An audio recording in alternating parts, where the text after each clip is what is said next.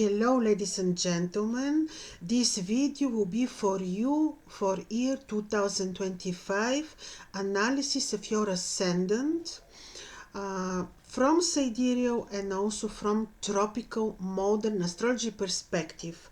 So for example, if you would have ascendant sidereal ascendant Aries, your tropical ascendant will be Taurus. If you don't know at what time you were born, then you apply the moon sign. So it would be moon in Aries. Sidereal astrology would correspond to moon in Taurus, tropical modern astrology. So this will be how I will be looking at the 12 ascendants. Also, why we look at the ascendants? Because this, according to the ancients, very ancient tradition, the Ascendant is the house of life. This is more important even than the lunar sign or than the solar sign. So we derive the horoscope first from your rising sign, from your ascendant. So this is how I will be looking at your ascendant and your future year 2025. And of course, what I will do is I will be looking at the most important transits. They are so very important for year 2025.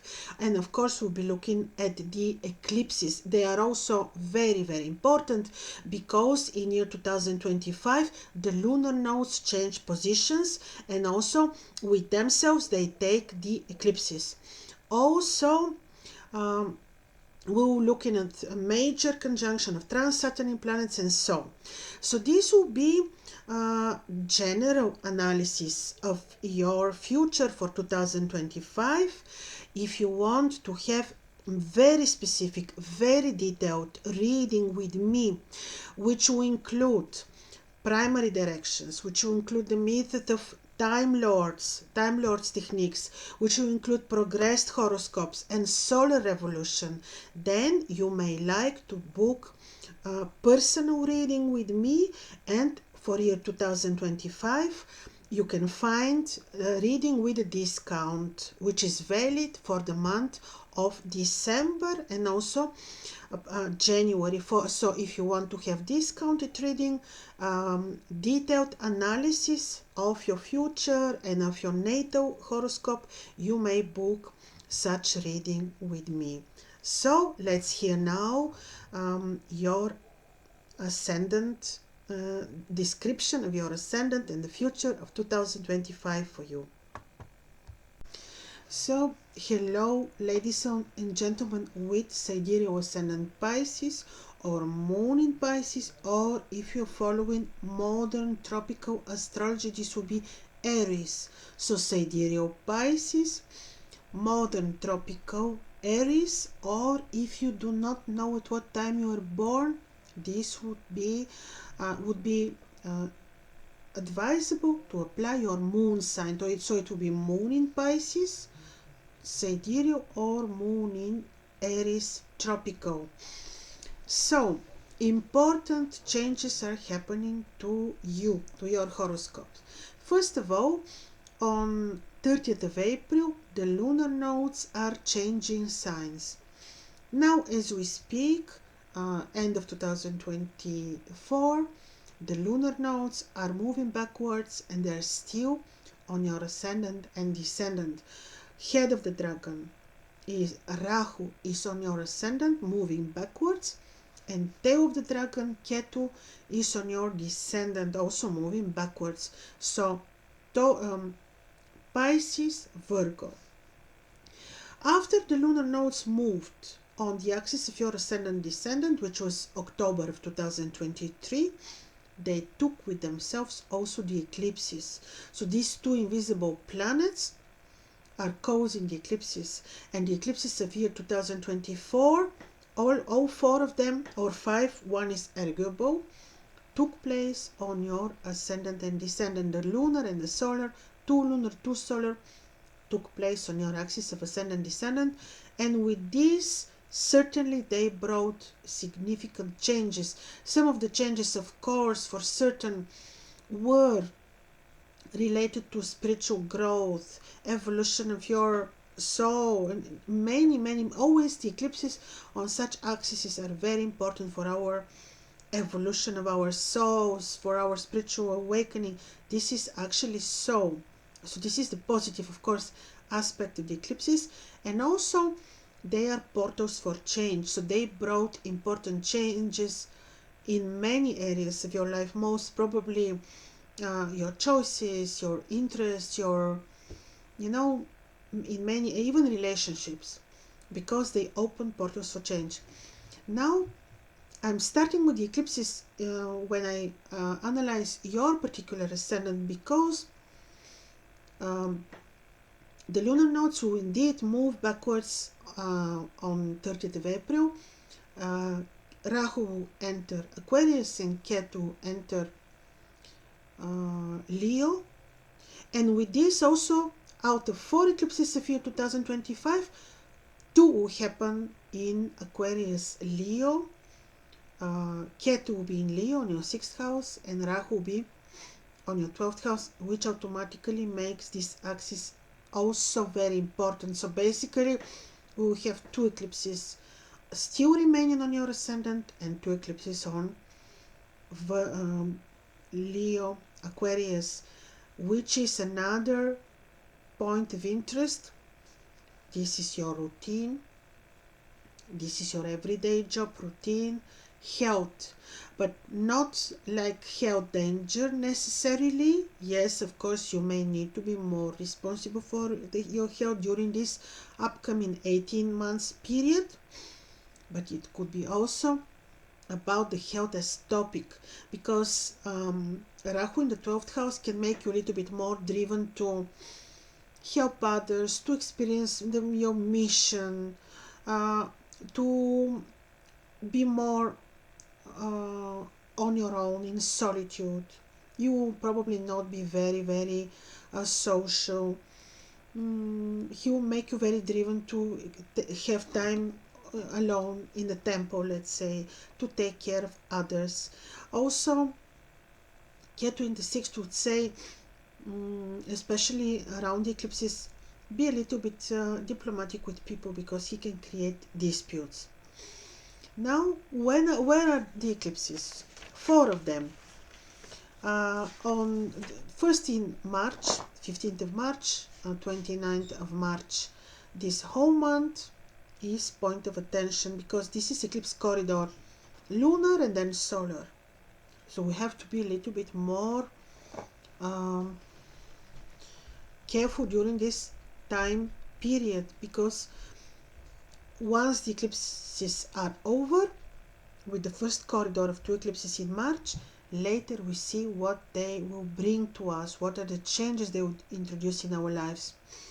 So I wouldn't advise during March medical interventions. Better wait. Don't do them when you have involved eclipse of axis of health in the eclipse corridor. Disputes, negotiations, also not. Important personal decisions, also not. So 15th of March, 29 March, travel during the day of the eclipse, also not. Then the second eclipse corridor is 7th September, 21st September. Again, lunar, solar, and the solar is in Virgo, happening in Virgo, influence in the axis of Virgo. Pisces also. The whole month of September is also a month of attention, especially when it comes to health, travel, new decisions. Be a little bit careful. So this is important. Then, where to start from if we want to follow some timeline? Of course, for now, for our era, we know that the point of the equinox, vernal equinox, it would be for the northern hemisphere, and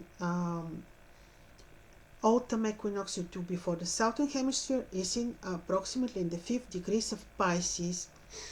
So in the ancient astrology, the new astronomical lunar year begins when the sun enters Pisces, because there is the point of the equinox. So the sun is entering Pisces, and the first appearance of the moon is when we are having the first Nisan, the beginning of the new lunar year. And this year, this is a little bit different than usual.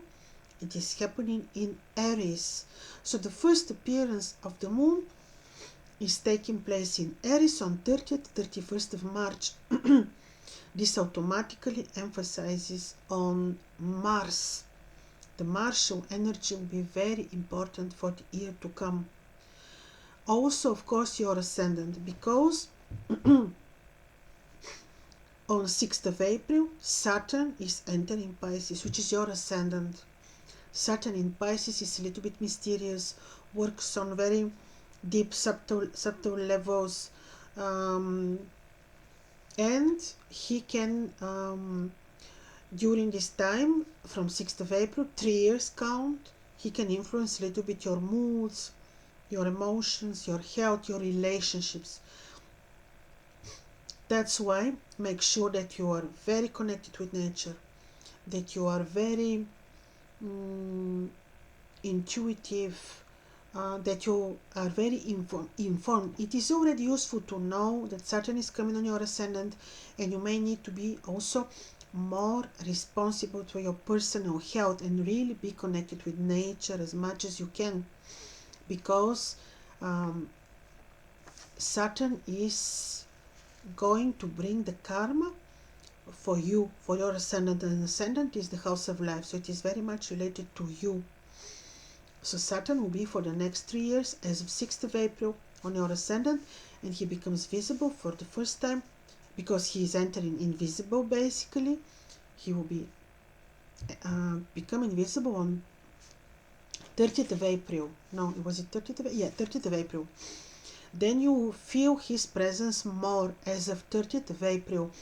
Then you may need to be also very, very balanced and harmonious in your romantic life, in your personal relationships. Forgiving, intuitive with partner, also with business partnerships, with people that you have a connection with, agreements and so. So this is very important. Especially be responsible for your health without being worried. Just take the good measures so that you are on the safe side. So 3 years of Saturn on your ascendant. Now, on 12th of July, Saturn and Neptune form conjunction while they will be stationary, and they will also receive sextile from Pluto from your 11th house. Historically, I checked what the Saturn-Neptune brought to the collective, to the humanity, and always this conjunction was related to very important historical changes of the social system, revolutionary changes. On personal level, this will be your ascendant. So Saturn-Neptune conjunction in July is a cycle that can be valid for 20 years ahead and need to be related to very important personal changes for you, which can even involve important decisions that you will be making after July.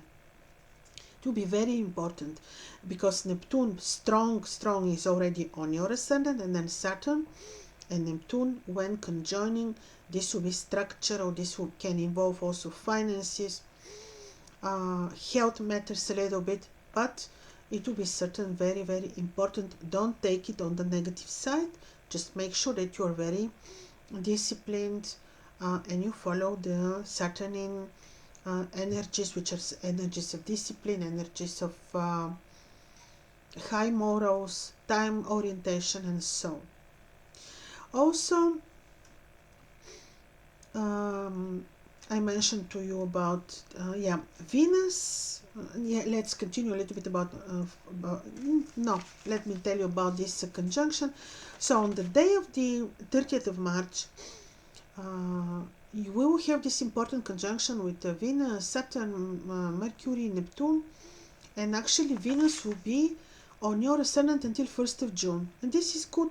She will soften the energies of Saturn. On 1st of June, she's entering your second house. She's fallen there, but she can also bring the peace in family matters, help some financial resolutions. On 30th of June, she's entering Taurus, exalted. She will conjoin with Uranus and both Venus and Uranus on your third house will support something new related to knowledge, commerce, maybe interest in education, and so.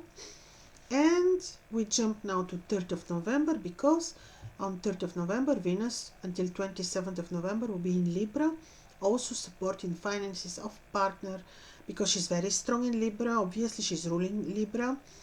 She will support finances via partnerships, via unexpected sources, some solutions related to financial matters. So Venus will be doing this while in November. And then 1 month, 27 November, she's entering your 9th house. She's a little bit weak there, but she can bless studies, education. And then so these are the strong points of Venus. I mentioned to you about the eclipses. I didn't mention something very important, which actually is Mars. We said that Mars will be very important because the first lunar appearance is happening in Martial house. So in the beginning of the year, when we go back to January, Mars will be in your 5th house, which is Cancer, where his detriment a little bit mysterious. And from 7th to 16th of January, Mars will be in a retrograding also, but also in a chronicle rise phase, which is a little bit difficult phase, it would say. From 7th to 16th, a little bit specifically, be a little bit careful when you make financial decisions, when you communicate with children, be a little bit more attentive with children, but also he can be actually very deep and very interesting for your muse, for your creative activities and so. But when you make financial decisions or when you communicate with friends, be a little bit diplomatic. On 17th of January, Mars is entering your 4th house. He's retrograding. There he will be, not that malefic, no, but he's retrograding, and he's influencing your home and also your career. Parents, in these areas of your life, you may need to be more intuitive and more diplomatic. When you make financial decisions related to property, house, be a little bit more intuitive during this time cycle. On 24th of February, the retrograding Mars is becoming direct in the 21st degrees of Gemini, where you have the star Sirius. There, Mars will bring something new, maybe new connection, news related to home, house, something new. Because he is becoming retrograde and direct, and he is emphasizing on very important star, which can actually bring resolution in matters involving property, moving, relocation, even relationships with parents. He can bring resolution or something good.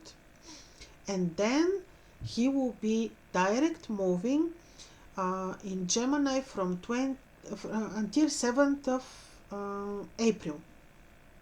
So on 7th of April, the direct Mars is entering again Cancer, to stay there until 8th of June. Very long transit. You see, back and forth all the time in Cancer, fallen.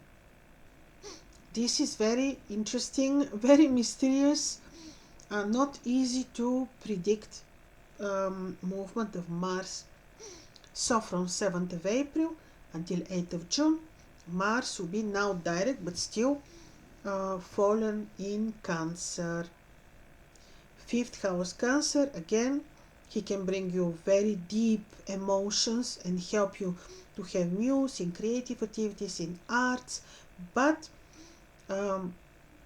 especially when it comes to making financial decisions or communicate with children, make sure that you are diplomatic, not impulsive, and so.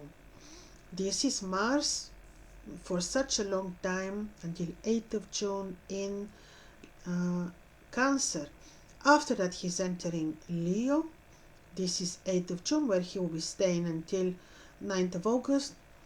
This is interesting. There he can even be make you very driven to solve matters in your routine, to research health, to take health as topic as something very important. He can make you very driven to arrange your administration, to put things in order. He can make you very athletic. Let's say you say, oh, I want to do something for my health, to do some sports activities and so.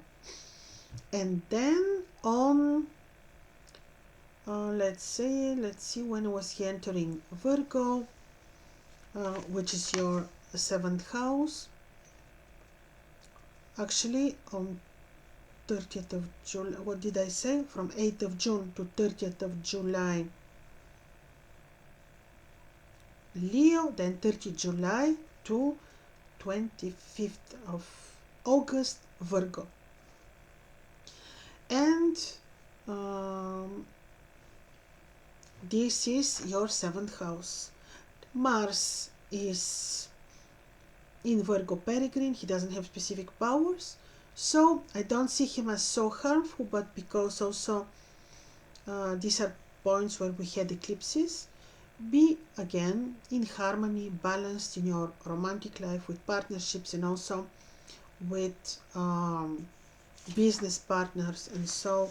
And when you make decisions during this time period, important decisions for your business, for new beginnings, make sure that you're very, very intuitive and not impulsive.